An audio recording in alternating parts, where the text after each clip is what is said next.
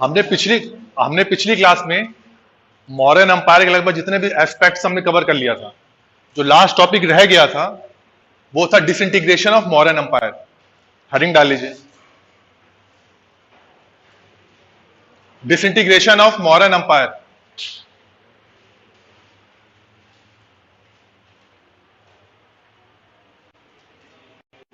Disintegration of Mauryan umpire. पहली heading डालिए, Brahminical reaction. Brahminical reaction, ब्राह्मण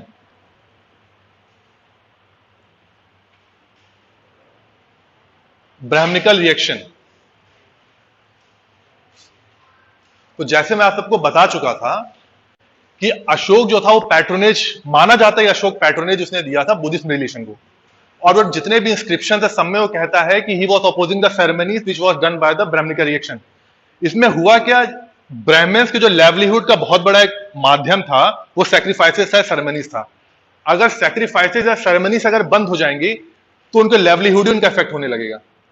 तो कहते हैं कि जो भी उसके बाद जो रिएक्शन हुआ in the form of Pushyamitra Sunga और बाद में कर्म, ये कहते हैं कि दैट वाज द मेन जो ब्राह्मणिकल रिएक्शन के प्रति वो रिएक्शन था। इसको लिख लीजिए, anti sacrificial, anti sacrificial, anti sacrificial attitude of the Mauryan king, anti-sacrificial attitude of the Mauryan king leads the way for Brahminical reaction.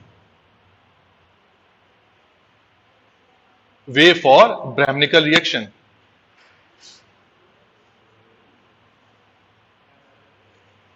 Leads the way for Brahminical reaction, which was seen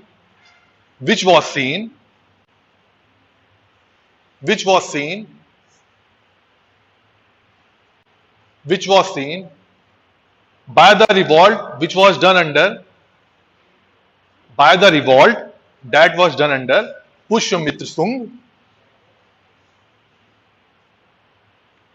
the commander in chief of Mauryan Empire, under Pushyamitra Sung,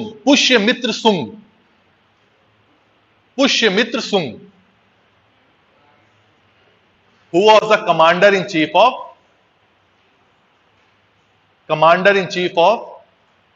the last Mauryan Empire, Brihadratha. The last Mauryan Empire, Brihadratha.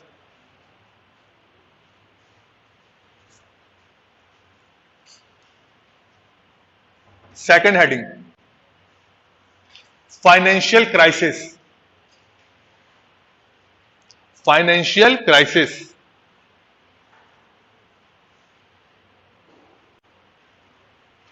Financial crisis, जैसे मैं आपको बता चुका था Mauryan umpire जो था एक centralised administration था। अब उसको अपने एडमिनिस्ट्रेशन को मेंटेन करने में एक बहुत बड़ी ब्यूरोक्रेसी मेंटेन करनी थी, प्लस एक बहुत बड़ी मात्रा में आर्मी मेंटेन करनी थी। तो वो उसके क्या होगा, वो डिमांड करेंगी इनॉर्मस अमाउंट ऑफ एक्सपेंडिचर। लिख लीजिए, enormous amount of expenditure, enormous amount of expenditure was done to maintain large army, as well as bureaucracy.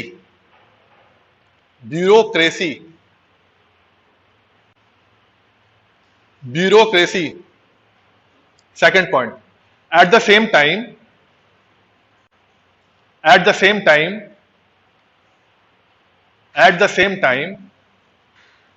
large amount of grants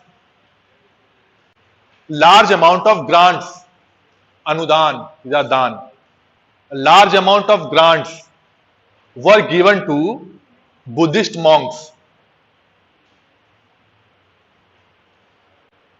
were given to Buddhist monks.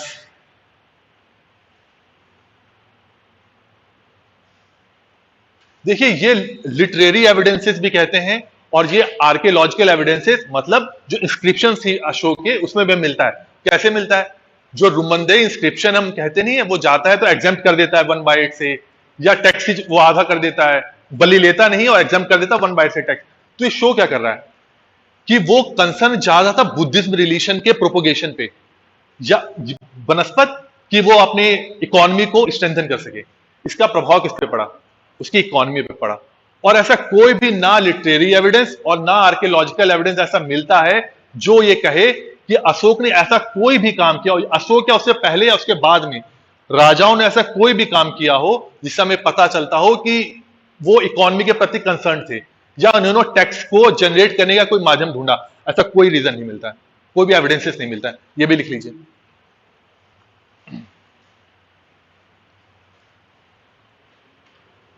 There was no evidences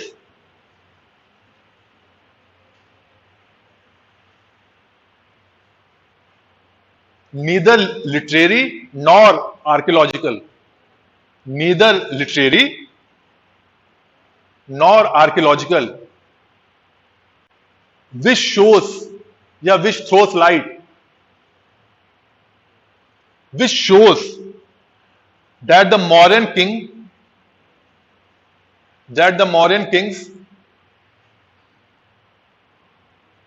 were concerned to strengthen their economy, were concerned to strengthen their economy. अगला point, oppressive rule. Oppressive rule, oppressive rule, oppressive rule. ठीक, अब देखिए बता चुका था कि मैं modern umpire जो सेंट्रलाइज सिस्टम था। सेंट्रलाइज सिस्टम में क्या होता है, जो ब्यूरोक्रेसी होता है उनको कंट्रोल करना एक बहुत बड़ी मुसीबत होती है, जो आज भी हम देखने को मिलता है। ठीक है, हम एक एग्जाम्पल भी मैंने आपको बताया, जब बिंदुसार के टाइम में बता चुका था मैं कि टैक्सिला में एक विद्रोह हुआ था। क्यों हुआ था विद्रोह? कि जो वहां के अमात्य थे वो एक्सप्लॉयटेशन कर रहे थे लोगों का, तो उसको प्रति विद्रोह हुआ था, और जिसको दबाने के लिए अशोक को भेजा गया था। अशोक उस समय उज्जैन का गवर्नर था। तो ये शो करता है कि उस समय ऑपरेसिव रूल था और अमात्य जो थे वो एक्सप्लॉयटेशन करते थे लोगों का। तो लिख लीजिए, in the period of Bindusar,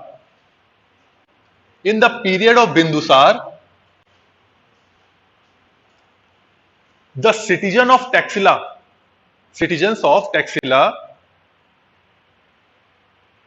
complained about the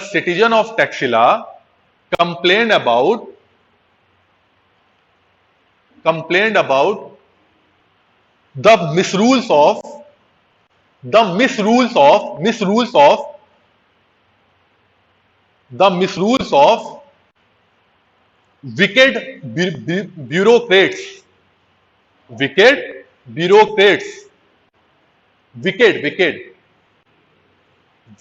bureaucrats। अगला point, Kalinga addicts also show that Kaling addict also show that Ashok felt very much concerned.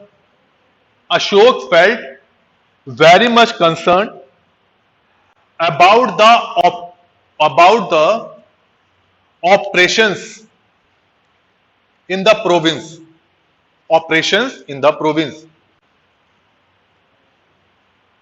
And therefore asked the Mahamatyas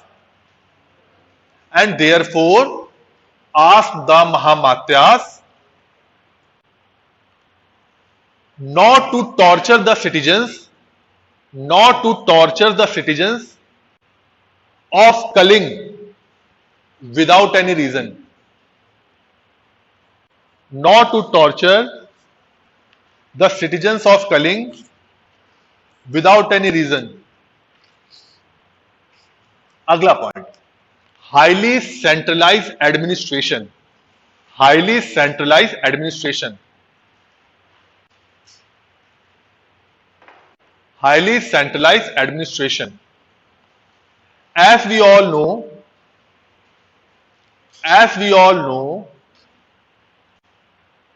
that the Mauryan administration was highly centralized. Such type of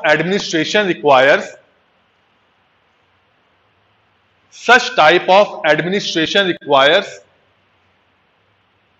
the efficient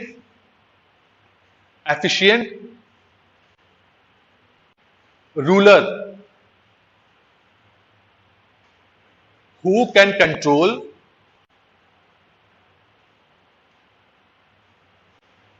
the bureaucracy in appropriate manner. The bureaucracy in appropriate manner.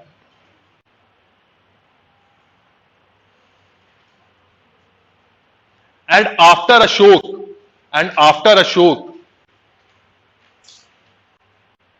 none of the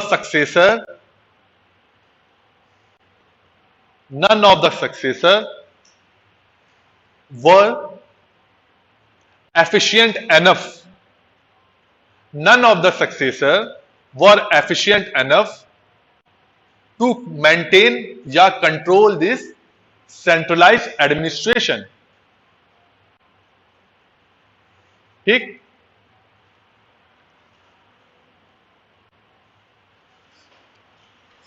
अगला, weak monarch after Ashok.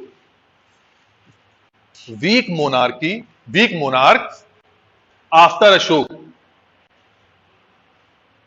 ये तो नाम से clear हो रहा है कि after Ashok ऐसा कोई भी रूलर, ऐसा कोई भी किंग नहीं था जो इतना एफिशिएंट हो कि इतने बड़े एडमिनिस्ट्रेशन को मेंटेन कर सके. क्योंकि जितनी फ्रंटियर्स बढ़ चुके थे मौर्यन अंपायर के, उसके लिए चाहिए था कोई इतना एफिशिएंट या इतना इंटरप्राइजिंग किंग हो कि वो मेंटेन कर सके. और उसके बाद ऐसा कोई भी राजा नहीं मिलता है जो इस टाइप का कार्य कर सका हो. ठीक, अगला point, spread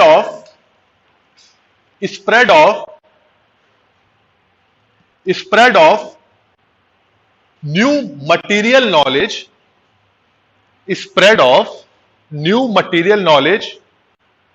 in outlying areas.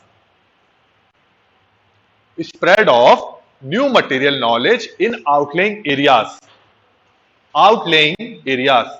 लिख लीजिए, फिर बता रहा हूं क्या मतलब है. देखिए, जब मगधन अंपायर के जब राइज हुआ था तो आपने सब पढ़ा होगा, उसमें आयरन ने जो मटेरियल बेस था बहुत मजबूत क्रिएट कर दिया था. आयरन ने क्या किया, एक तो एग्रीकल्चर सरप्लस हुआ, पहला पॉइंट. दूसरा, इसने क्या किया, आयरन के माध्यम से वेपन्स बनाए गए, जिसने इसको मिलिट्री में सुप्रीमेसी प्रोवाइड की मॉरियंस को. क्योंकि बताया था ना कि आपके चारों तरफ आयरन के माइंस थे. बट हम देखते हैं जब मौर्यन अंपायर जब स्ट्रेंथन हो चुका था, फैल चुका था, यही मटेरियल नॉलेज इस मगध रीजन से निकलकर बाकी एरियाज में पहुंच गई थी. ये आर.एस. शर्मा जी ने कहा है. उनका ये है कहना कि ये जो मटेरियल नॉलेज थी बाकी जब एरिया से पहुंची तो ये मगध का जो उसकी महत्व था अपने आप ही कम हो गया, कि या जो सुप्रीमेसी थी अपने आप ही खत्म हो गई. अब आयरन की नॉलेज बाकी एरियाज में पहुंच चुकी थी. ठीक, ये आर.एस. शर्मा का है, लिख लीजिएगा. लिख लीजिए, once the knowledge of iron tools and weapons, once the knowledge of iron tools and weapons is spread in the peripheral areas,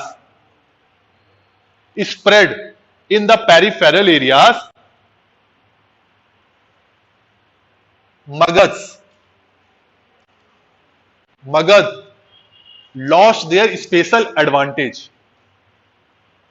Magad lost their special advantage.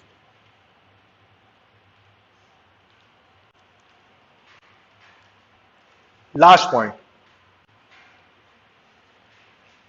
ऐसे बहुत सारे हिस्टोरियंस हैं जिन्होंने कहा है कि अशोकास पॉलिसी ऑफ नॉन वायलेंस, इसने मगध के डिसइंटीग्रेशन में बहुत बड़ा रोल प्ले किया। देखिए, नॉन वायलेंस का एक सबसे बड़ा प्रभाव क्या पड़ता है कि आर्मी या उसकी आर्मी इतनी बड़ी मेंटेन तो उसने रखी थी, लेकिन वो लड़ना ही भूल चुकी थी। जब हम मेडिवल हिस्ट्री पढ़ेंगे ना, बलबन एक शासक आता है, बलबन का कार्य ही ये था कि अपनी आर्मी को कहिए मतलब शिकार पे ले जाता था, कि शिकार पे घूम, मतलब एक्टिव रहे, मोबिलिटी बनी रहे आर्मी की। आर्मी मतलब लड़ाई करना ना भूल जाए। तो इसलिए कहते हैं कि जो नॉन वायलेंट पॉलिसी थी अशोक की, that led to the disintegration of Mauryan empire. ठीक, लिख लीजिए। Ashoka policy of non violence, Ashoka policy of non violence, neglect of north west frontiers, लिख लीजिए, पहले बता रहा हूं, neglect of north west frontiers and the absence of boundary structure, and the absence of boundary structure such as Great Wall of China, such as Great Wall of China led to the disintegration of Mauryan Empire.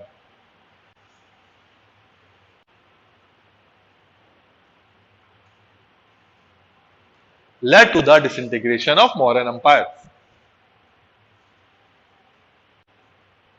देखिए, एक तो non violence मैंने बता दिया। हुआ क्या, जब अशोक, उसके बाद जितने भी अटैक्स हुए ना, इसके बाद हम पढ़ेंगे बाद में, शक पढ़ेंगे, कुषाण पढ़ेंगे, पार्थियन से पहले पढ़ेंगे, जितने भी अटैक्स हो रहे थे, नॉर्थ वेस्ट फ्रंटियर्स हो रहे थे, अशोक ने ऐसा कुछ उपाय ही नहीं सोचा कि इसको बाउंड्री को अपनी सिक्योर कर सके वो। जैसा कि इन्होंने चाइना में जो ग्रेट वॉल ऑफ चाइना इसीलिए ही बनाई गई थी कि जो अटैक्स हो रहे थे चाइना पे, उनसे बचा जा सके। तो यह भी शो करता है कि उनके दूरदृष्टा उन्होंने नहीं शो किया था। ठीक, अब अगला टॉपिक हमें जो पढ़ना है, सुंग डायनेस्टी। सुंग डायनेस्टी, सुंग,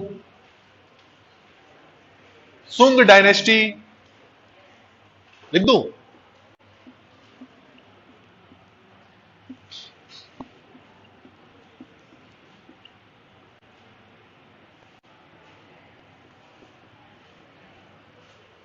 सुंग dynasty.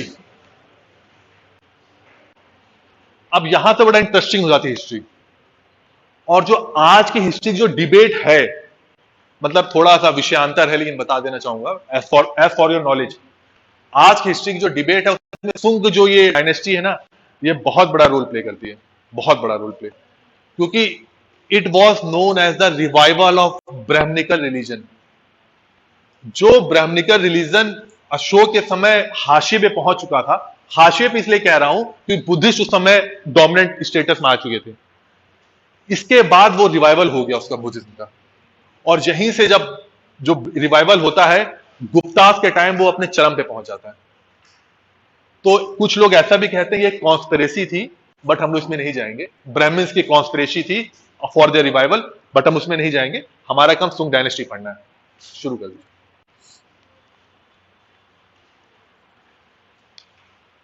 According to Harshcharita,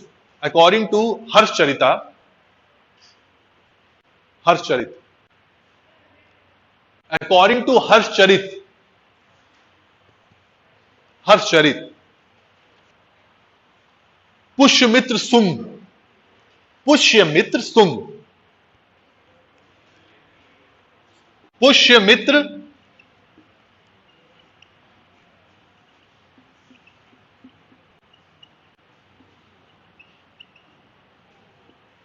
Pushyamitra सुंग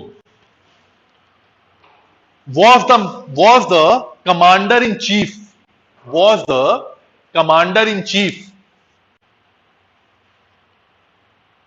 of the Mauryan army of the Mauryan army. He killed, या assassinated.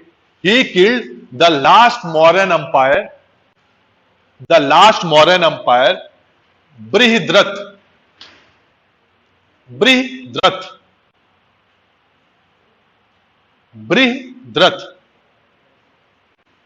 While the latter was inspecting his troops. मतलब ये जो था, while the latter was inspecting his troops. While the latter मतलब जो बृहद्रथ था, ये अपने ट्रूप्स के इंस्पेक्शन पे जा रहा था, उसी समय जो कमांडर इन चीफ था उसने बृहद्रथ का असैसिनेशन कर दिया। जी मैंने लिखा क्या आपने? While the latter was inspecting his troops या his army. ट्रूप्स और army,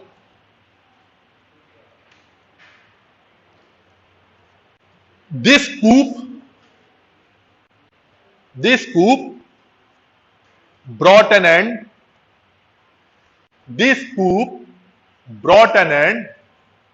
to the Mauryan empire.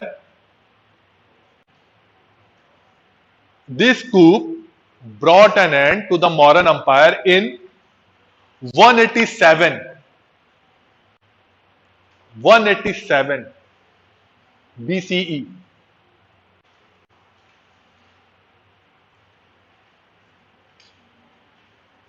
ठीक, क्लियर है? क्लियर? अगला पॉइंट, कालिदास मालविकाग्निमित्र। कालिदास की बुक का नाम है मालविकाग्निमित्र, लिख लीजिए, कालिदास मालविकाग्निमित्र। मालविका अग्निमित्र।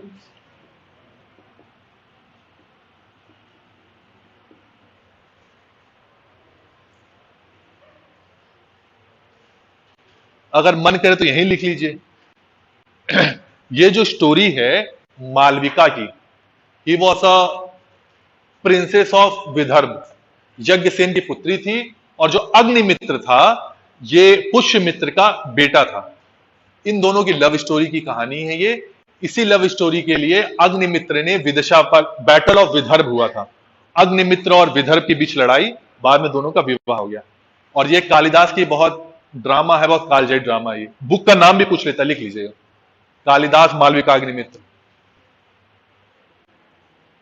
मालविका, अरे Malavika he was a heroine और अग्निमित्र हीरो है इस स्टोरी का। According to Kalidasa Malavikagnimitra, he describes Agnimitra, the son of Pushyamitra, as belonging to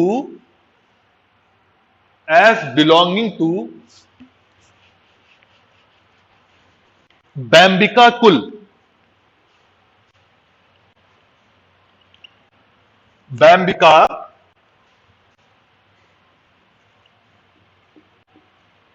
कुल, लिख लीजिए, पहले बता रहा हूं क्या, बैंबिका कुल and Kashyap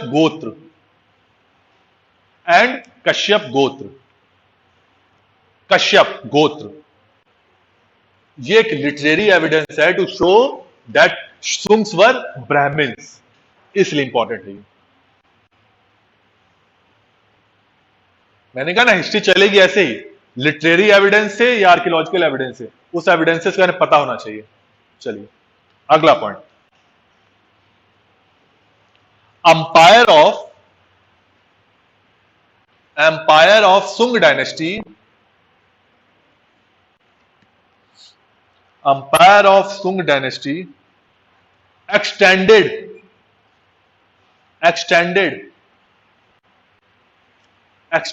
only few parts of Mauryan Empire. Only few parts of Mauryan Empire. मतलब इसका यह है कि जो पूरा मौर्यन अंपायर था वहां तक ही नहीं फैला था, only few parts of modern umpire में ये फैला था। कौन कौन से पार्ट में फैला था वो लिख लीजिए जो इंपॉर्टेंट है। पहला पाटलिपुत्र, वो अभी भी उसकी कैपिटल है। तो पाटलिपुत्र, अयोध्या एंड विदिशा। पाटलिपुत्र, अयोध्या एंड विदिशा। और इसी विदिशा के सामने लिख लीजिएगा जो करेक्टर अग्निमित्र का था, इसी विदिशा का गवर्नर था। मालविकाग्निमित्र में जो अग्निमित्र था इसी विदिशा का गवर्नर था। ये क्वेश्चन पूछा हुआ है इसलिए बता रहा हूं ये।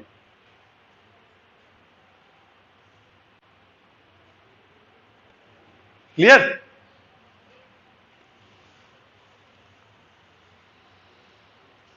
अगला point, Pushyamitra. Pushyamitra was known to be, Pushyamitra was known to be the persecutor of Buddhist religion. उसको सताने वाला था, persecutor of. According to Buddhist text Divyavadana, Buddhist text Divyavadana. मतलब दिव्यावदान क्या कहता है, ये पुष्यमित्र सुंग था जिसने बौद्ध मॉन्क्स या बौद्ध मॉनेस्ट्री को, बौद्ध धर्म को बहुत ही ज्यादा सताया। एविडेंसेस ऐसे भी मिलते हैं कि उसने बहुत सारी स्तूपों को उसने ध्वंस कर दिया, और कहीं जाके ये भी कहता है कि कोई अगर एक बुद्ध मॉन्क का अगर सर लाएगा तो उसमें बहुत सारे रुपए इनाम में दूंगा। ठीक, अगला पॉइंट जी, दिव्यावदान।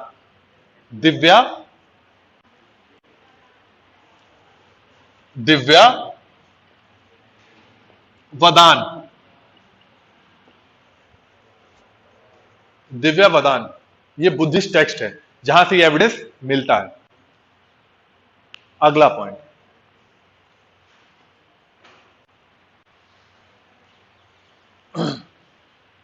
सुंग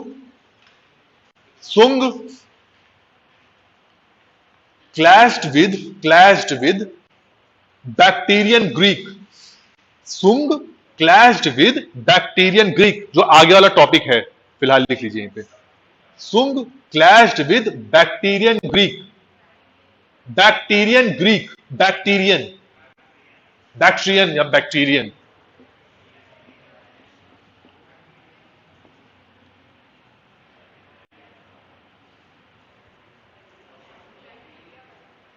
बैक्टीरिया वाला।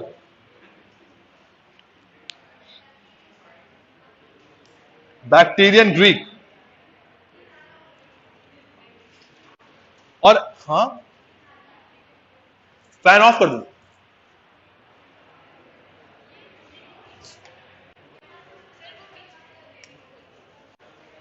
ऑफ कर दीजिए। Bactrian Greek. अब इसका एविडेंस कहां से मिलता है? एविडेंस लिख लीजिए इसका कहां से मिलता है। पातंजलि पातंजलि पातंजलि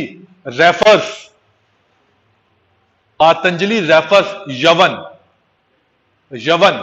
यवन इन बैक्टीरियन ग्रीक को यवन कहा गया। उसने कहा है यवन कमिंग टू, रेफर्स यवन कमिंग टू साकेत एंड मध्यमिका। मध्यमिका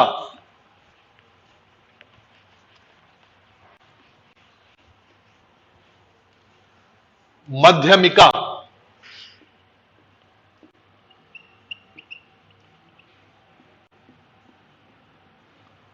मध्यमिका यह आज का चित्तौड़गढ़ है। ब्रैकेट लिख, Chittorgarh. In another evidence Gargi Samhita. Gargi Samhita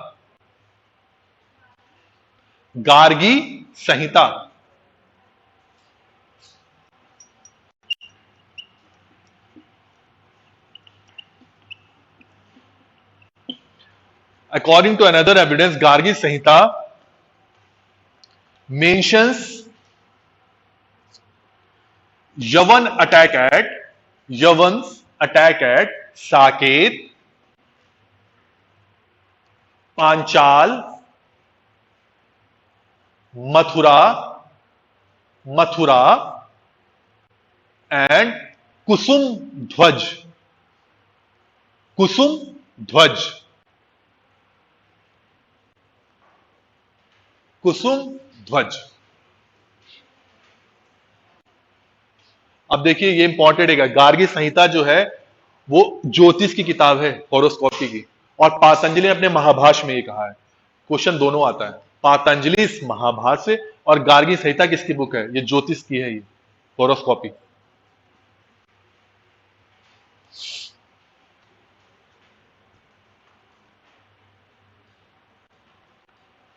According to Malvikagnimiत्र,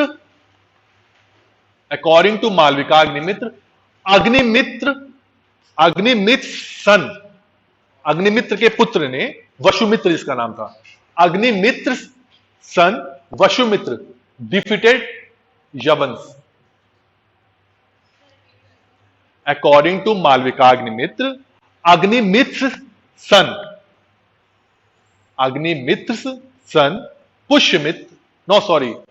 Vasumitra defeated यवंस।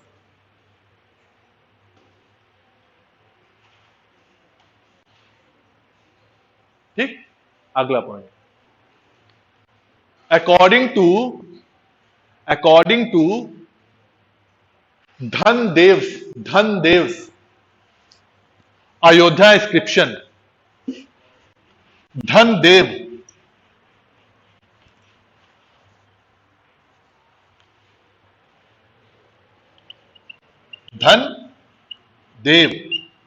Ayodhya inscription,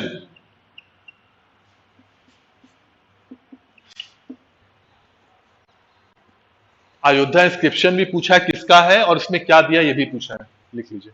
according to Dhandev, भंडार इनके लिए धनदेव का नाम, धनदेव अयोध्या इंस्क्रिप्शन, पुष्यमित्र सुंग परफॉर्म्ड 2 अश्वमेध यज्ञ, परफॉर्म्ड 2 अश्वमेध यज्ञ।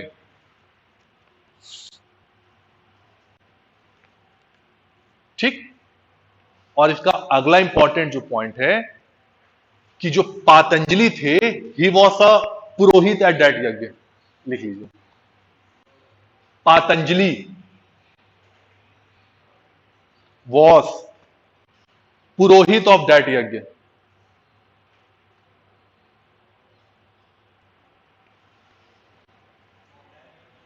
ऑफ अश्वमेध यज्ञ। तो इससे एक और क्वेश्चन बनता है कि पातंजलि किसके टाइम थे और या पातंजलि को किसने पैट्रोनेज दिया था? तो सब आंसर पुष्यमित्र सुंग है। ठीक, ये भी क्वेश्चन आया हुआ है। अगला point, at the time of ninth king of Sunga dynasty, ninth king of Sunga dynasty, ninth king of Sunga dynasty Bhagabhadra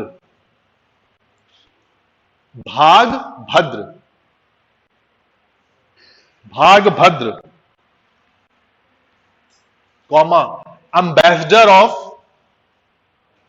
ambassador of Bactrian king Antiochidus, Bactrian king Antiochidus,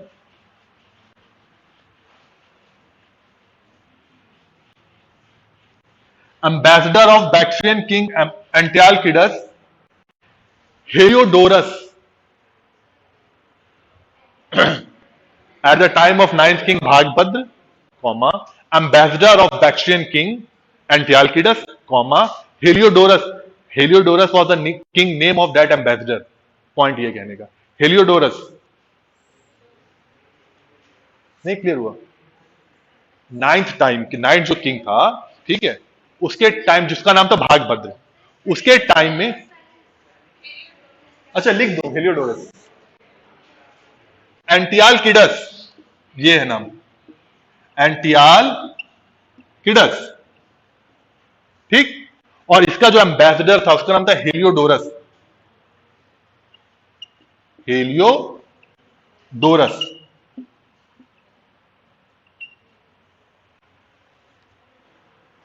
visited visited Vidisha, visited Vidisha, visited Vidisha and erected the famous Besnagar inscription, Besnagar inscription लिख लीजिए, फिर बता रहा हूं, लिख लीजिए। And erected, खड़ा किया, the famous Besnagar,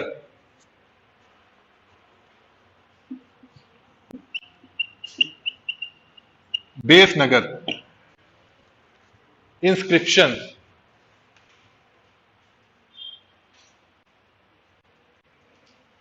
which was known as Garuda Stambha, Garuda Stambha, Garuda Stambha, Garuda,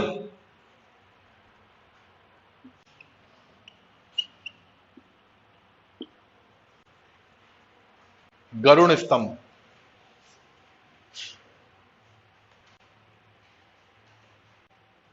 clear है कि आगे बढ़े?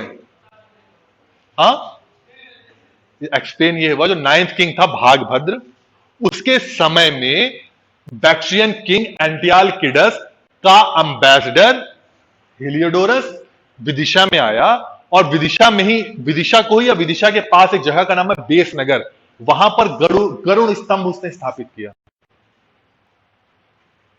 ठीक। अगला इंपॉर्टेंट पॉइंट इसी में है, इसमें लिखा क्या था, देखिए गरुड़ स्तंभ का जो, it was the first archaeological evidence of Vaishnavism religion, Vaishnavites या Vaishnavist religion, first archaeological evidence, archaeological evidence of Vaishnavism, Vaishnavism, Vaishnav धर्म, वैष्णविज्म, वैष्णव धर्म, ये बहुत इंपॉर्टेंट है, बार बार पूछता है ये, किसने भेजा था, किसका एम्बेसडर था, गरुड़ स्तंभ कहां है, और वैष्णविज्म का पहला आर्कियोलॉजिकल एविडेंस क्या है, ठीक। अगला point,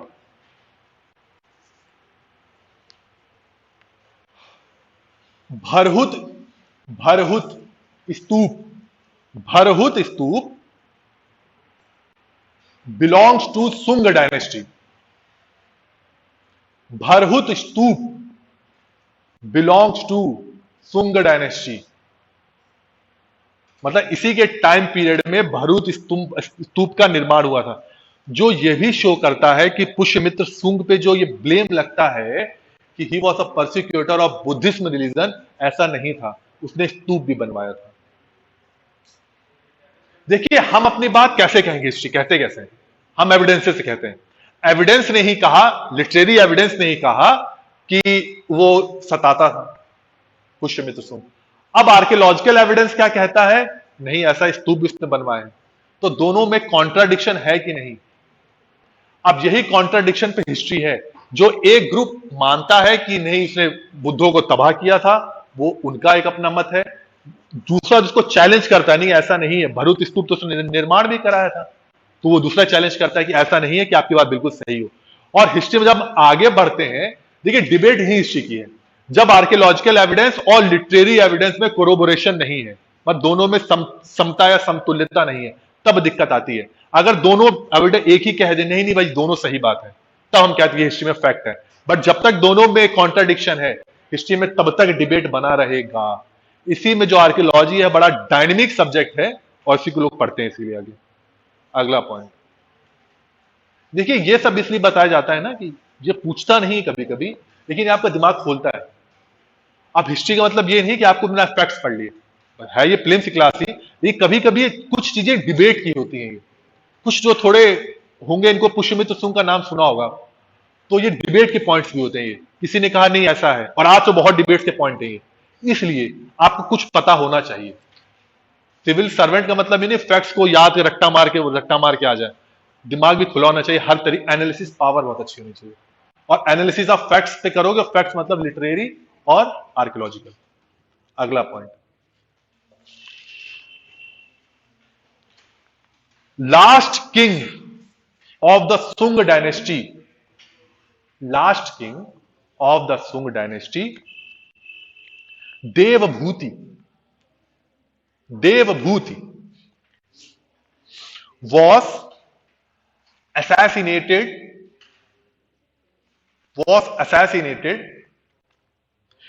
by his Brahmin minister, by his Brahmin minister Vasudev, who was the founder of Kanva dynasty, who was the founder of Kanva dynasty। ठीक, कन्व, कन्व डायनेस्टी लिख दे रहा हूं।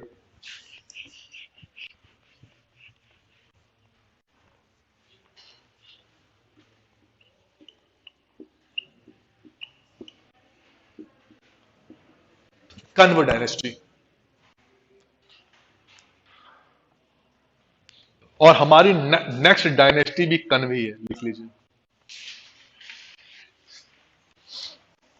कन्व डायनेस्टी।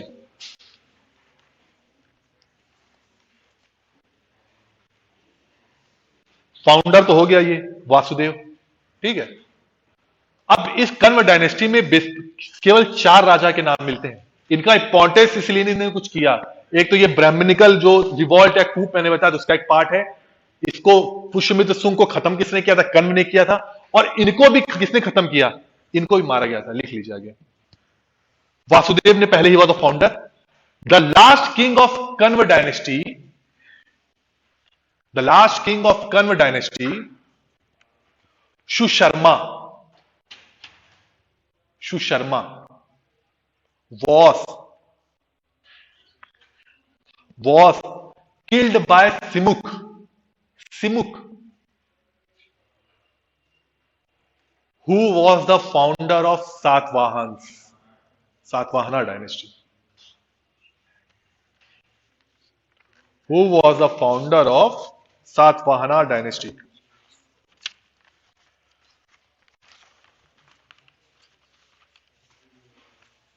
चलिए, अब ये चूंकि अब इसके बाद सातवाहन आएंगे टाइम क्रोनोलॉजी में, बट इसके पैरेलल जो चल रहा है उसके बारे में लिखिए।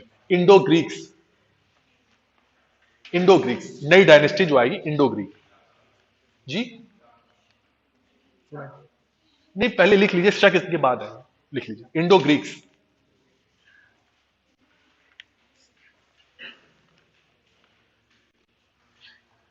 देवर फ्रॉम बैक्ट्रिया, ये है। उसके बाद शक आते हैं, लिखिए पॉइंट लिखिए। Bactria was the ancient name of northern Afghanistan. Bactria was the ancient name of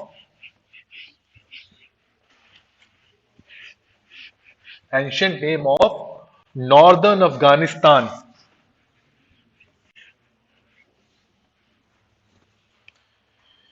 Greeks of Bactria, लिख लीजिए, Greeks of Bactria, Greeks of Bactria,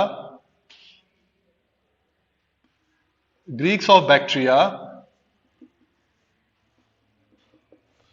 Greeks of Bactria originally were satraps, satrap,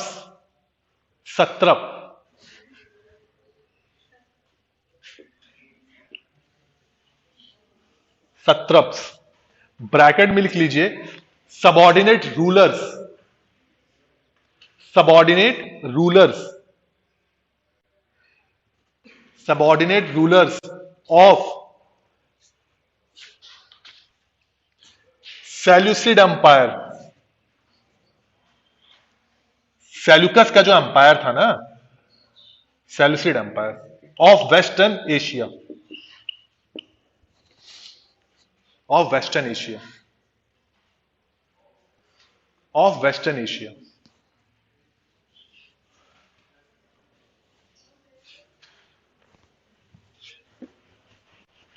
देखिए ये है इंडिया, ठीक।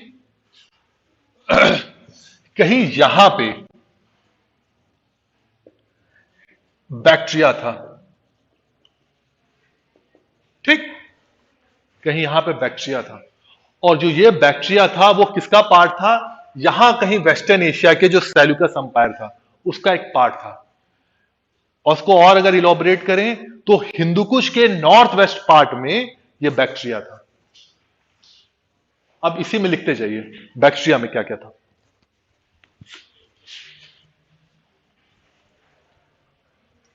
in the mid of third century BC, in the mid of third century BC, Diodotus first, Diodotus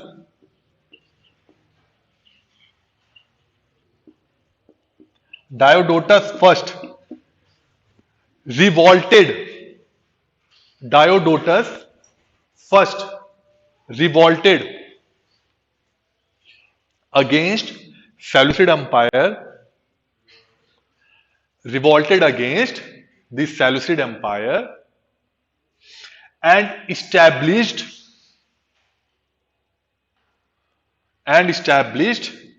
independent Bactria Greek kingdom, and established the independent Bactria Greek kingdom.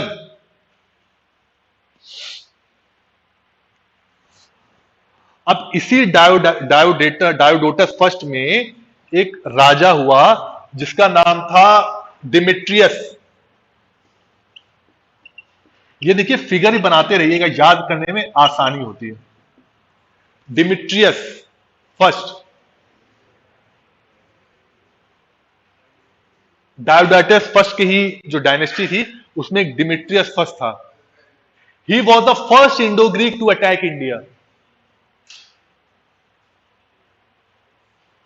He was the first, ये Greek Bactria to attack India. ये Bactria जो है, Bactrians जो है, to attack India and establish his capital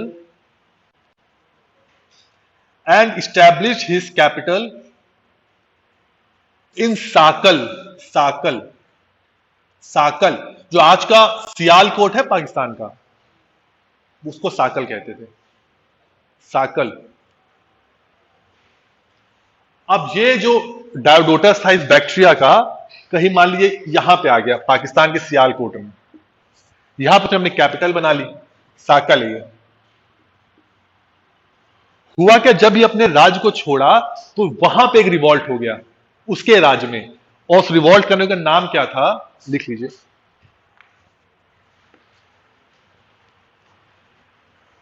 Eucratides.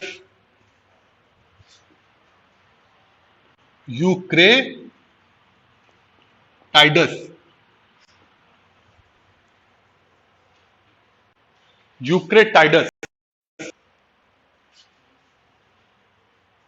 इसको लिखने का समझ लीजिए, अपने शब्दों में लिख लीजिएगा, ठीक है। ये डायोडोटस यहां पे राजा था, इसके नीचे आया डिमिट्रियस फर्स्ट, इसने he was the first to attack India, इसने अपनी कैपिटल बना ली साकल में। जब ये डिमिट्रियस साकल में था तो यूक्रेटाइडस के नेतृत्व में यहां पे एक रिवॉल्ट होता है, ठीक है, और वो रिवॉल्ट होता है तो इसका कंट्रोल इस बैक्टीरिया से खत्म हो जाता है, वो ये जो डिमिट्रियस है साकल में ही रह जाते हैं। अब यहां का जो राजा था वो यूक्रेटाइडस होता है, ठीक। अब ये यूक्रेटाइडस भी जाकर इंडिया पर अटैक करता है और अपनी कैपिटल जो है वो टैक्सिला में बना लेता है, Taxila. Eucratides also attacked India and establish his capital at Taxila. ठीक।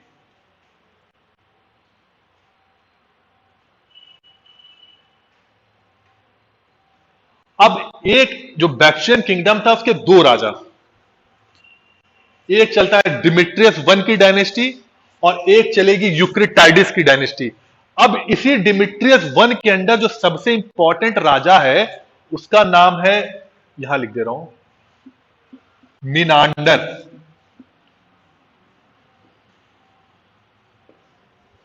लिख लीजिए, मिनांडर। मिनांडर ये बहुत इंपॉर्टेंट है। मिनांडर, ही वॉज, लिख लीजिए इसके बारे में, he was identified as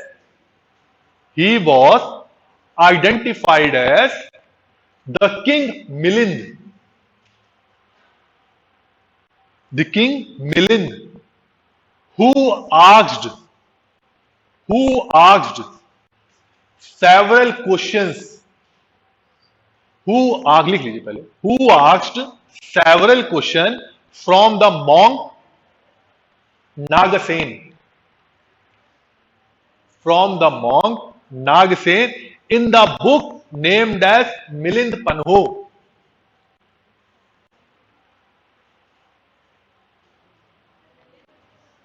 Who asked several questions from the monk Nagasen in the book Milind Panho. Clear? Milind Panho book का नाम है ये। मिलिंद पन्हो का जो मेन कैरेक्टर है वो है मिनांडर, इसको मिलिंद कहा गया उस बुक में। जो मिनांडर है मॉन्क जो है वहां का नागसेन, उससे बहुत सारे क्वेश्चन पूछता है बुद्ध धर्म के बारे में, अपने राज्य के बारे में। कहते हैं इसी डिबेट के बाद इसने बौद्ध धर्म अपना लिया था। ये इसलिए इंपॉर्टेंट है। तो मिलिंद पन्हो में नागसेन याद रखिएगा, बुक का नाम रखिएगा और कैरेक्टर किसका था, और ये किस डायनेस्टी के अंदर आता है, डिमिट्रियस वन की।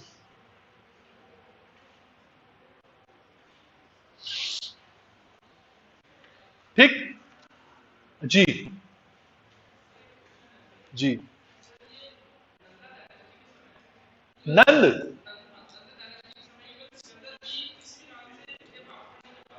देखिए जो नंद,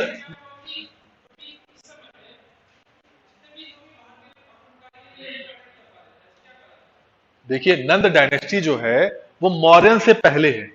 सिकंदर जब आता है वो मौर्य से पहले का है। सिकंदर के 326 बीसी का, 323 बीसी के आसपास सिकंदर का और पोरस की लड़ाई होती है, सिकंदर पोरस की। उसी के आसपास चंद्रगुप्त मौर्य मौर्यन डायनेस्टी की स्थापना करता है। उसके बाद हम मौर्य से हम चलते हैं, चंद्रगुप्त मौर्य से बिंदुसार आते हैं, बिंदुसार के बाद अशोक आते हैं। 187 बीसी के आसपास हम मौर्य डायनेस्टी को खत्म हो जाती है। आती है कौन सी, सुंग डायनेस्टी। अब सुंग डायनेस्टी के ही पैरेलल में ये आ जाते हैं ये जो बैक्ट्रिया है, जो डिमिट्रियस फर्स्ट था, कहते हैं यही, लेकिन प्रूफ्ड नहीं है इसलिए मैंने बताया नहीं। डिमिट्रियस वो पहला शासक था जिसने अटैक किया था, और यही डिमिट्रियस फर्स्ट, जो यवन ने पतंजलि मेंशन करता और गार्गी संहिता मेंशन करती है, यही डिमिट्रियस फर्स्ट उसका राजा था। लेकिन चूंकि प्रूफ्ड नहीं है ये, ऐसा लोग मानते हैं, इसलिए मैंने आपको बताया नहीं। ये पैरेलल है सुंग डायनेस्टी के, ये डिमिट्रियस वाले। आक्रमणकारी मैंने जब उसको डाउनफॉल में बताया था ना कि नॉर्थ वेस्ट फ्रंटियर को उसने कवर करने की कोशिश नहीं की। भारत में जितने भी आक्रमण हुए हैं सब नॉर्थ वेस्ट फ्रंटियर से ही हुए हैं। अब वो उनकी कमी रही कि वो ऐसा सोच ही नहीं पाए कि यहां से अटैक हो सकते हैं, तो इसलिए बस ये सब अटैक ही करते थे। बाद में आके जब हम कुशान पे आ जाते हैं, ये भारत में मिल जाते हैं। पावरफुल ना कहिए, पावरफुल तो बहुत थे।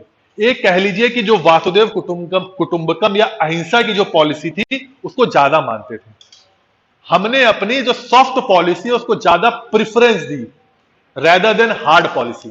सॉफ्ट पॉलिसी मतलब हमारा धर्म, हमारा कल्चर, हम अपने कल्चर के थ्रू एक्सपेंड करेंगे rather than on attacking any other country. और आज भी हमारी जो यही पॉलिसी है। ठीक, पंचशील सिद्धांत जो जवाहरलाल नेहरू का था वो भी इसी पे बेस्ड है, अहिंसा पे ही, किसी के टेरिटरी में इंटरफेयर नहीं करेंगे, ये सब वहीं से आ रहा है। इसीलिए कहते नहीं, इंडिया की जो कल्चर है वो बहुत पुराना है, और हमारा कल्चर ये हमें सिखाता है कि हम अहिंसावादी हैं, हम किसी पर अटैक नहीं करेंगे। और उसी को बाद में महात्मा गांधी, बुद्ध ने, फिर महात्मा गांधी ने, आगे जवाहरलाल नेहरू ने, और आज तक हम उसी सिद्धांत पे चलते आ रहे हैं। तो पावरफुल तो बहुत थे, लेकिन हमने हमेशा अहिंसा को प्रेफरेंस दी रेदर देन हिंसा। ठीक, नहीं नहीं, डिफेंस ना कमजोर कैसे होगी? देखिए, सेंट्रलाइज पावर हर जगह थी, ऐसा नहीं डिफेंस कमजोर नहीं। हम ये कह सकते हैं तो अहिंसा थोड़ी सी कमी ये थी, हमें दूरदृष्टि की कमी थी, बस, इससे ज्यादा कुछ नहीं। कमजोर हम कभी भी नहीं थे।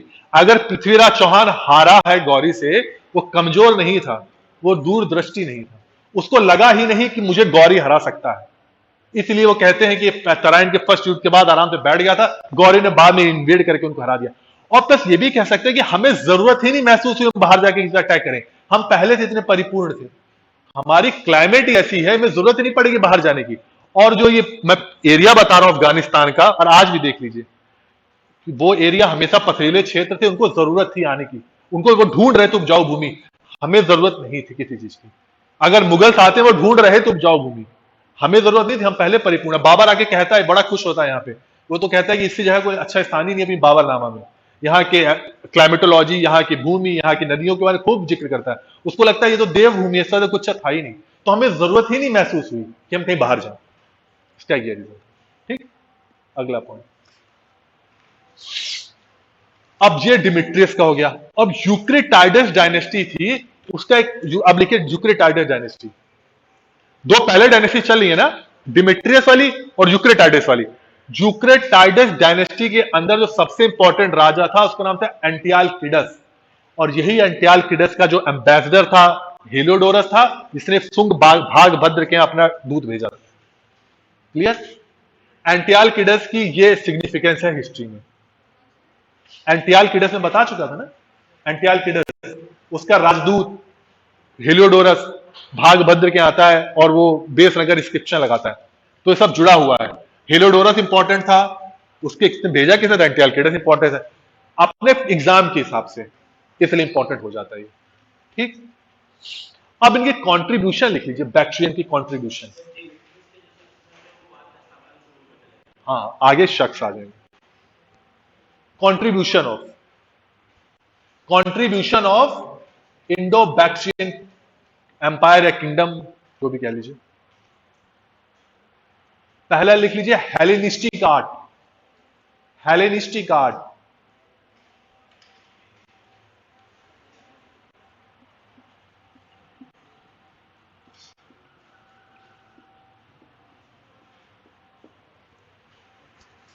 हेलेनिस्टिक आर्ट, ये हेलेनिस्टिक आर्ट का मतलब ये है art that was influenced by Greek, जो आर्ट थी उससे इन्फ्लुएंस था ये। और इसी हेलेनिस्टिक आर्ट पर ही बेस्ड था गांधार स्कूल ऑफ आर्ट, जो कनिष्क के टाइम निकल के सामने आया। ठीक, हेलेनिस्टिक आर्ट फिलहाल लिख लीजिए, और यहां लिख लीजिए Gandhara school of art. Gandhara school of art, actually Kanishka के टाइम दो स्कूल ऑफ आर्ट्स आए थे, मथुरा और गांधार। मथुरा था अपना था, इंडिजिनस था, गांधार वाला हम कहते हैं इन्फ्लुएंस था हेलेनिस्टिक आर्ट से। अब देखिए, जब कोई इन्वेडर आता है तो अपने साथ अपने कल्चर लेके भी आता है, और जब कल्चर का एसिमिलेशन होता है तो कुछ निकलती ही नई चीज, तो ये निकली नई चीज, हेलेनिस्टिक आर्ट। अगला point, they were the first, Indo Bactrian were the first to mint coin, to mint coin, to mint coin, and the name of the king, and the name of the king was mentioned on the coin,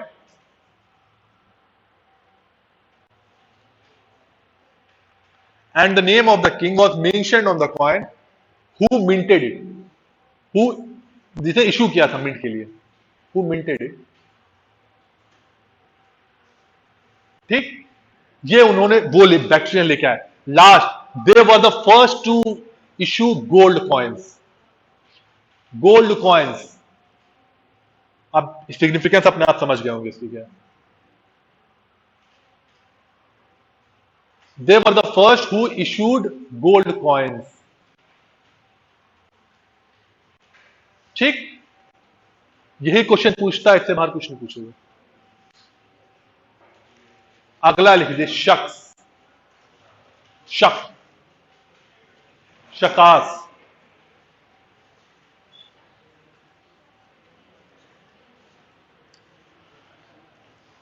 शकास, Shakas लिखिए। Greeks were followed by शकास।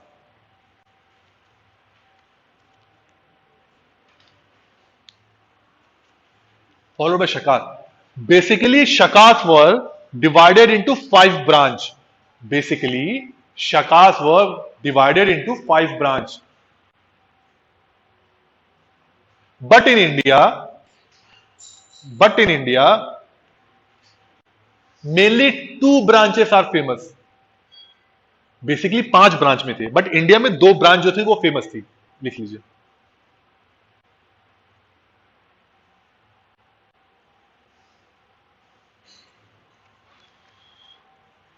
Northern satraps या northern Sakas, northern and the western satraps, yes, western सकास।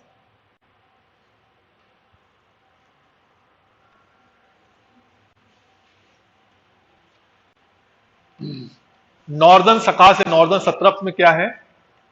2। सकास of Taxila लिख लीजिए। सकास of Taxila, शक of Taxila.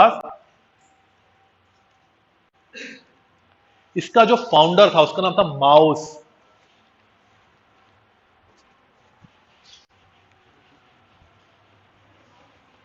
Mouse.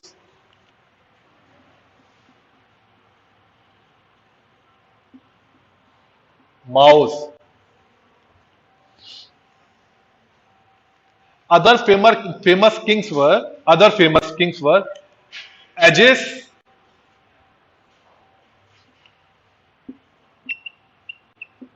और Agilus।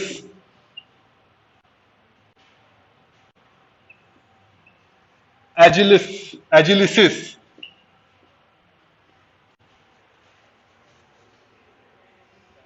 Agis and Agilicis। दूसरा शकास of Mathura.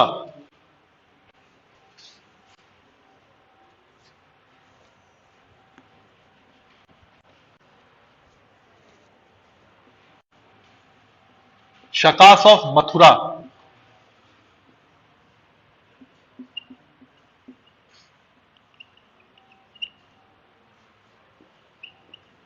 इसमें जो राजा का नाम, उसके अंदर इंपॉर्टेंट राजा राजुल। राजुल, RAJUL, राजुल।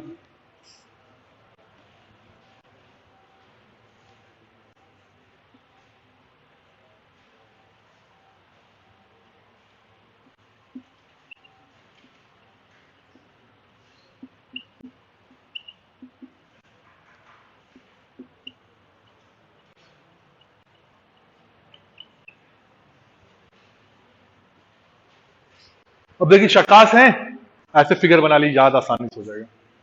टैक्सिला में लिख लीजिए माउस है, और एजिस और एजिलिस है, इसमें राजुल है। इंपॉर्टेंट क्या है? वेस्टर्न शकास, इसमें रुद्रदामन आता है। ठीक है, ऐसे बना लीजिए, आसान होगा याद करने में। ठीक, नॉर्दर्न शकास टैक्सिला मथुरा। वेस्टर्न शकास में 2 शकास आते हैं।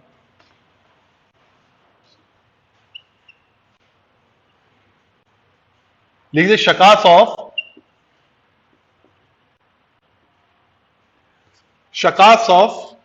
Nashik,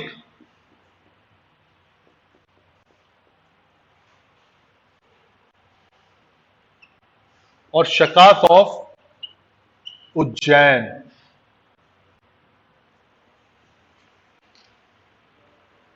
शकास of Nashik and Shakas of Ujjain. जो शकास ऑफ नासिक था, इसको कहते हैं छहरात डायनेस्टी।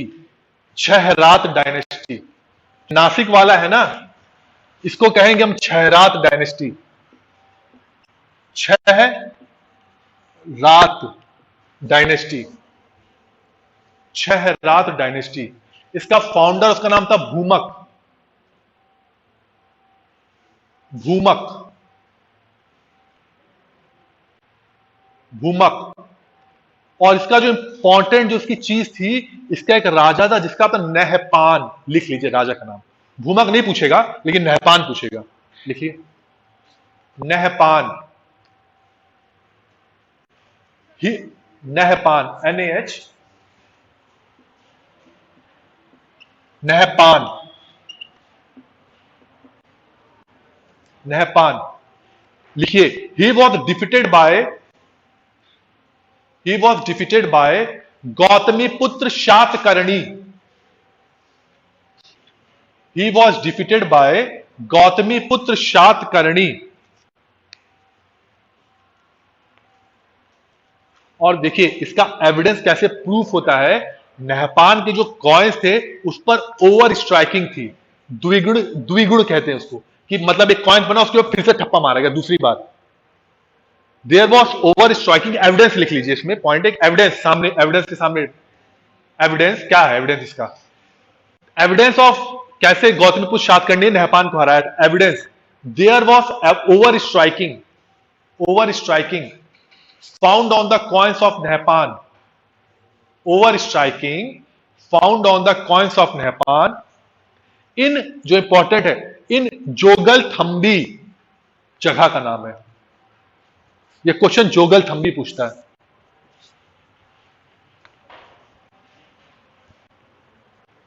इन जोगल थंबी, यह नासिक में था। यह क्वेश्चन यह पूछा है, जोगल थंबी।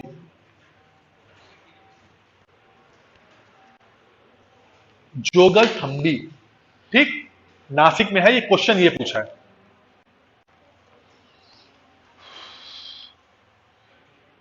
अगला पॉइंट जी, देखिए पहला इसकी जो छहरात वंश है उसकी स्थापना की है भूमक ने। भूमक, भूमक के बाद जो सबसे इंपॉर्टेंट क्वेश्चन, भूमक नहीं पूछेगा, क्वेश्चन क्या पूछेगा? नहपान के बारे में। नहपान की सिग्निफिकेंस यह है कि नहपान को गौतमी पुत्र शातकर्णी, जो सातवाहनों का राजा था, उसने हराया था। उसका एविडेंस क्या है? कॉइन्स। कॉइन्स कैसे एविडेंस बना? कि कॉइन्स जो था पहले नहपान का लगता, नहपान का सिक्का था, उस पर ओवर स्ट्राइकिंग।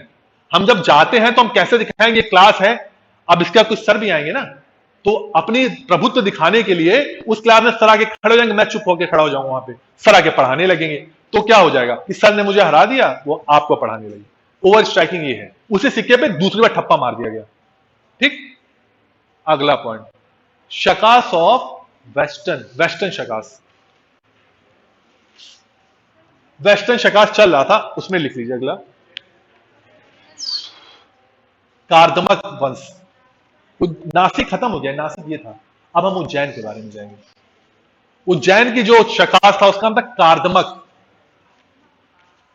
कार्दमक,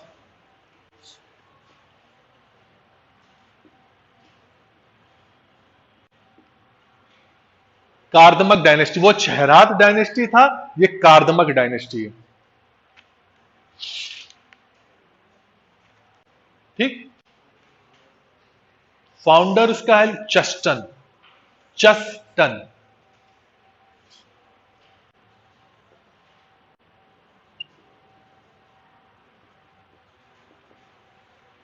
चस्टन फाउंडर इसका। क्वेश्चन लेकिन चस्टन नहीं पूछेगा। क्वेश्चन क्या पूछेगा? रुद्रदामन के बारे में। इसका जो रुद्रदामन, अगला पॉइंट लीजिए, लिख लीजिए, फाउंडर चस्टन लिख लीजिए। Rudradaman, Rudradaman was the most famous king of, was the most famous king of,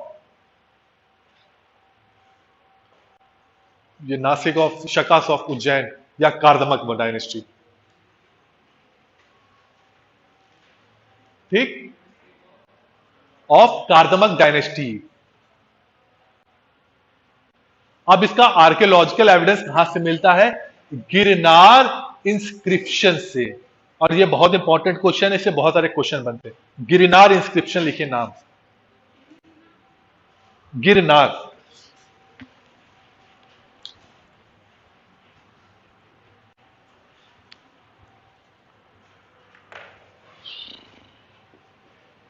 Girnar inscription.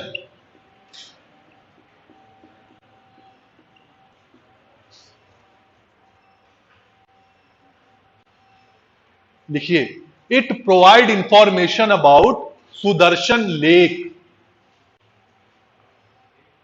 It provide information about Sudarshan lake.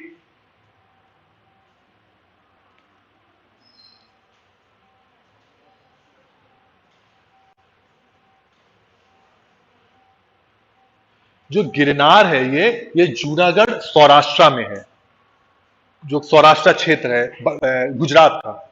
ठीक है। इंफॉर्मेशन क्या देता? सुदर्शन लेक के बारे में। अब ये सुदर्शन लेक से बहुत सारे क्वेश्चन बने हुए हैं। एक नोट वहीं बन, लिखिए नोट।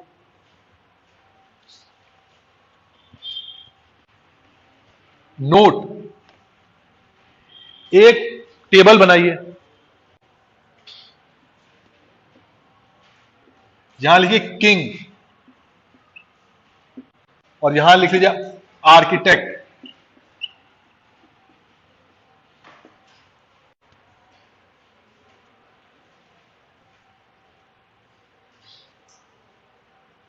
पहला किंग लिखिए चंद्रगुप्त मौर्य।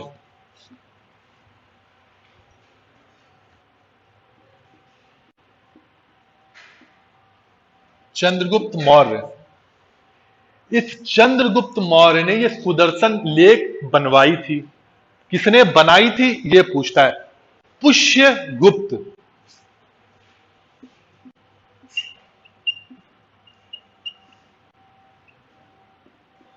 पुष्यगुप्त।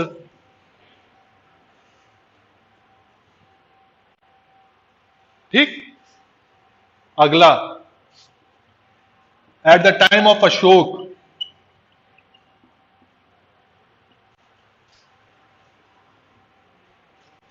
तुशास्प।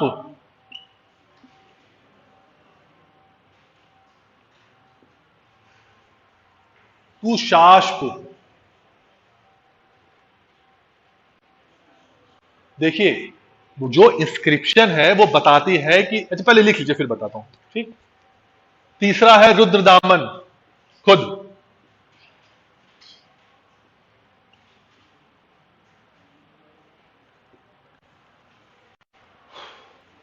सुविशाख।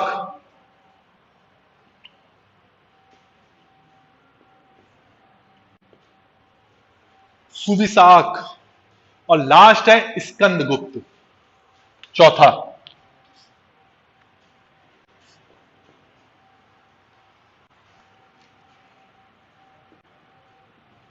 किसने बना इसके टाइम? किसने? चक्रपालित ने।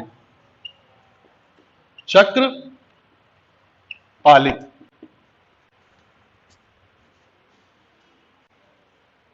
चक्रपालित लिख लिए?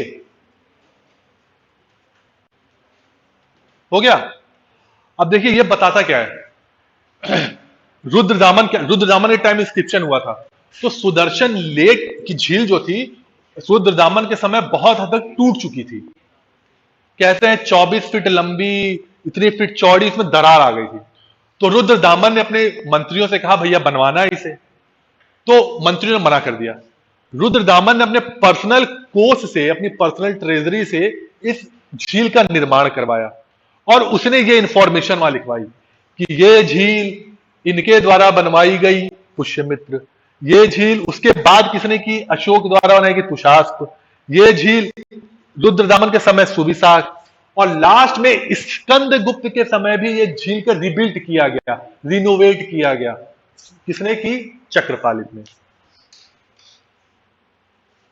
देखिए झील बनना बहुत बड़ा सिग्निफिकेंस भी है, इस सेंस में है, झील क्यों बनी होगी? For the purpose of drinking और इरिगेशन। गुजरात का क्षेत्र है तो पानी की कमी होगी, पानी की कमी है तो उन्होंने झील बनाई होगी। जब हम धौलावीरा पढ़ रहे थे हड़प्पन पीरियड में, तो वहां भी यही था। हम रिजर्वॉयर का वहां पर एविडेंस मिलता है, रिजर्वॉयर का एविडेंस यही प्रूफ करता था कि वहां पर पानी की हमेशा से कमी रही। उन लोगों ने रिजर्वॉयर बनाकर पानी स्टोर किया, उस पानी को पीने और इरिगेशन पर्पस में इस्तेमाल किया। वही काम सुदर्शन की झील भी करती है। ये सब एविडेंसेस है शो करने के लिए। हिस्ट्री हमेशा, बार बार कहता हूं, हिस्ट्री लिटरेरी या जो हम बोलते हैं कहानियां, वो इसीलिए मिथ कहलाती हैं। वो हम महाभारत रामायण को इसीलिए बोलते हैं मिथ है, क्योंकि एविडेंस ढूंढ ही नहीं पाए हैं। हम अपने कल्चर में कितना भी चिल्ला चिल्ला के बोले हैं, बट प्रॉब्लम यही आती है कि क्रोनोलॉजी फिट कैसे करें। इसीलिए आर्कियोलॉजी में खुदाइयां चलती है, सनौली और ये जो भी चलती हैं, इसीलिए करती हैं। इसीलिए जो भी बात हिस्ट्री में जो कही जाती है हमेशा फैक्ट्स पे कही जाती है। फैक्ट्स आर्कियोलॉजी लिटरेरी होते हैं। अगला पॉइंट जी।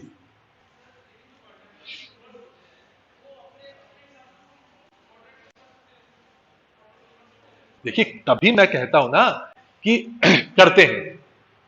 लिटरेरी सोर्सेस इसीलिए होते हैं, आर्कियोलॉजिकल सोर्सेस इसीलिए होते हैं। हम कैसे करा सकते हैं? हम अपनी बड़ाई लिखवाएंगे ना, तो लिटरेरी अपने जो मेरे पैट्रोन जो मेरे संरक्षण होंगे उनसे मैं लिखवा लूंगा। उसको प्रूफ कैसे करेंगे? जब हम कोई आर्कियोलॉजिकल एविडेंस इसको मिलान करेंगे। जो ये कह रहा है ऐसा तो नहीं है लंबी लंबी ऐसे मार दिया गप्पे, जो प्रशस्तिकार जो होते थे लंबी लंबी गप्पे मार, उसको प्रूफ हम आर्कियोलॉजिकल एविडेंस से करते हैं। दोनों में जब मिलान होता तब कहते हैं फैक्ट है। मिलान नहीं होता है तो डिबेट इसीलिए चलती रहती है, ये ऐसा था कि ऐसा नहीं था। तभी कहता हूं हर्ष जो था, हर्ष इसलिए नहीं था बहुत महान शासक था। हर्ष को महान बनने वाला क्वेश्चन पूछता है, ये मैं खुद नहीं कह रहा हूं, क्वेश्चन को महान बनाने वाला बाणभट्ट था। उसने उसकी प्रशस्ति इतनी लंबी चौड़ी लिख दी कि वो तो सकलोत्तर पथनाथ है, उसने ये किया उसने वो किया, इसलिए अशोक हर्ष महान दिखने लगा। यही काम पुलकेशिन द्वितीय ने, एहोल में इतना बड़ा उसको बढ़ा चढ़ा कर कह दिया गया, पुलकेशिन द्वितीय बहुत महान दिखने लगा। तो प्रशस्तिकार जो उनके पैट्रोने जो रहते हैं वो तो हमेशा बढ़ा चढ़ा के लिखते ही लिखते हैं। एहोल अपने आप को, रविकीर्ति है, वो अपने आप को कहता है कि मैं कालिदास के बराबर का पोएट हूं, खुद ही अपनी बड़ाई कर लिया। समुद्रगुप्त के एविडेंसेस कैसे मिलते हैं? Literary evidence. देखिए, समुद्रगुप्त को डिबेट किस लिए नहीं होती है, उसके आर्कियोलॉजिकल एविडेंसेस भी मिलते हैं, उसके लिटरेरी एविडेंस भी मिलते हैं। आर्कियोलॉजिकल एविडेंस वो जो प्रशस्ति कहती है, प्रयाग प्रशस्ति, और लिटरेरी एविडेंसेस भी उसके मिलते हैं। कैसे अश्वमेध यज्ञ किया है उसके कॉइन्स हमें मिलते हैं। तो ये शो करती है दोनों जो एविडेंसेस जब मिल जाता तब कहते हैं हाँ अब ये सही है। जब तक नहीं दोनों मिलान होता है तब तक डिबेट रहता ही रहता है और डिबेट चलता ही रहता है। ठीक है, अगला पॉइंट। अब जूनागढ़ ये हो गया। अब जो इंपॉर्टेंट और है इस इंस्क्रिप्शन के बारे में, it was the first inscription which was written in pure Sanskrit. It was the first inscription which was written in pure Sanskrit.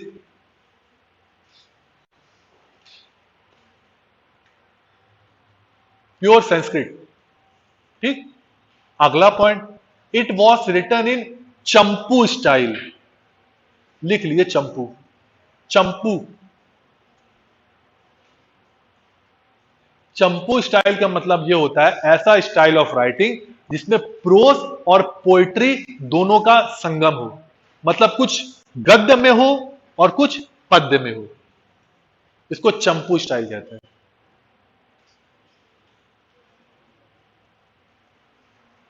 अगला point, Rudradaman possesses the title of Mahakshatrap. Possesses the title of Mahakshatrap. Mahakshatrap. ठीक, अगला point, he was having marital relations with Satvahanas. Rudradaman was having marital relations with Satvahanas.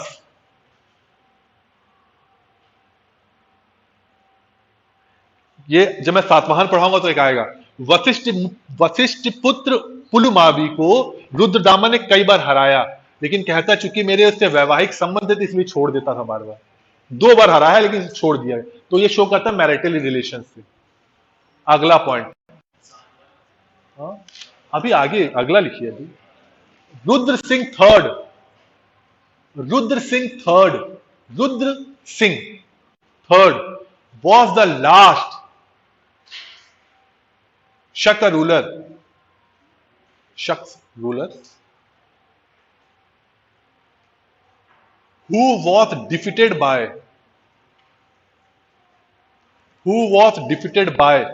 Chandragupta II,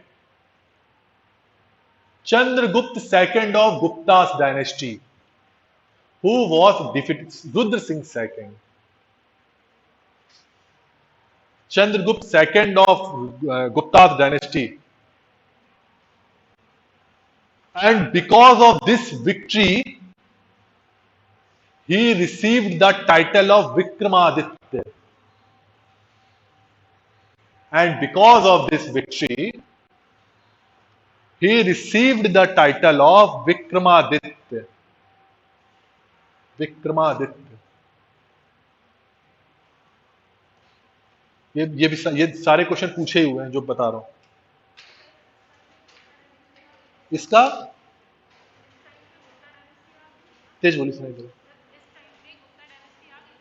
इस time पे नहीं, मैंने ही was a last ruler, मतलब ये जो Rudra Singh second था, he was contemporary ruler of Chandragupta.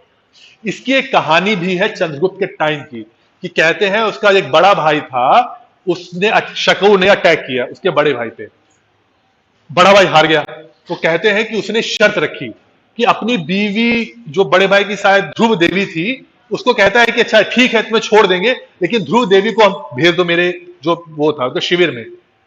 Ramagupta तो तैयार हो जाता है, रामगुप्त नाम था उसका, वो तो तैयार हो जाता है, लेकिन ये छोटा भाई ऑपोज कर देता है, बोला ना ऐसा नहीं होगा क्योंकि वे तो हमारी कुल की वो है।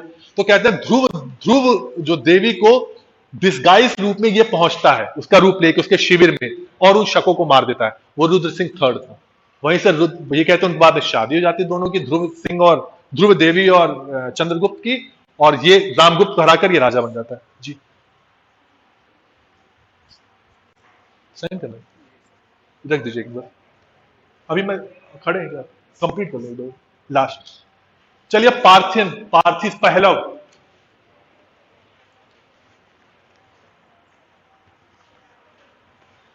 आफ्टर शक लिख लीजिए, after Shaka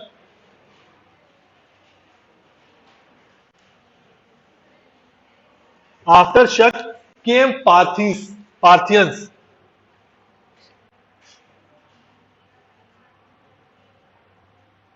came Parthian, they were originally from Iran.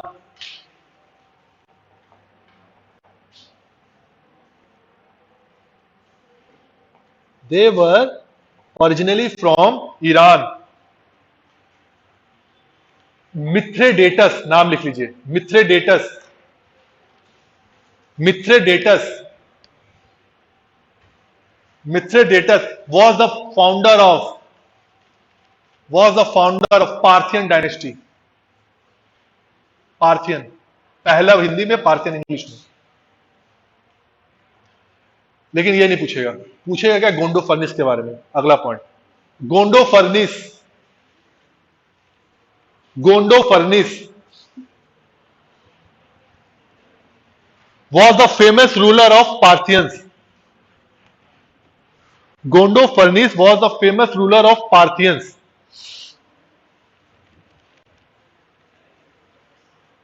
तख्त ए बही नाम लिखिए, तख्त ए बही,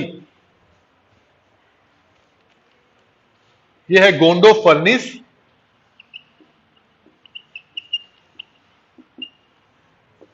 यह है तख्त ए बही, तख्त ए बही। इंस्क्रिप्शन प्रोवाइड इंफॉर्मेशन अबाउट, तख्त ए बही इंस्क्रिप्शन, ये पेशावर में है, provide information about गोंडो furnace.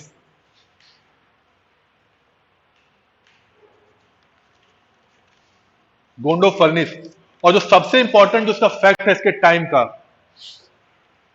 Saint Thomas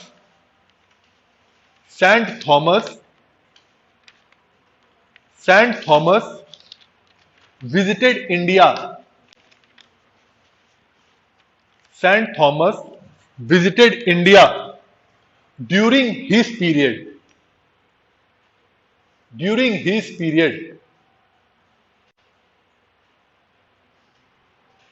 And it was the first evidence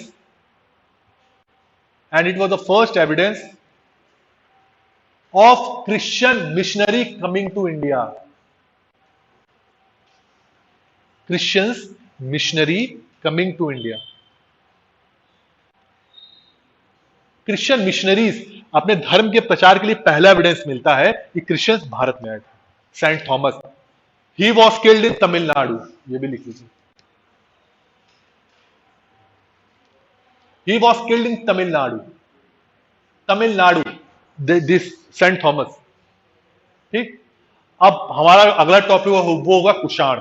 अब बचा क्या है? कुषाण बचा है, सातवाहंस बचा है, और उसके बाद इनकी पॉलिटी और जो कंट्रीब्यूशन है वो बचेगा. ठीक, अगले क्लास में खत्म हो जाएगा. जी, गिरनार इंस्क्रिप्शन जगह कहाँ है? जूनागढ़, सौराष्ट्र.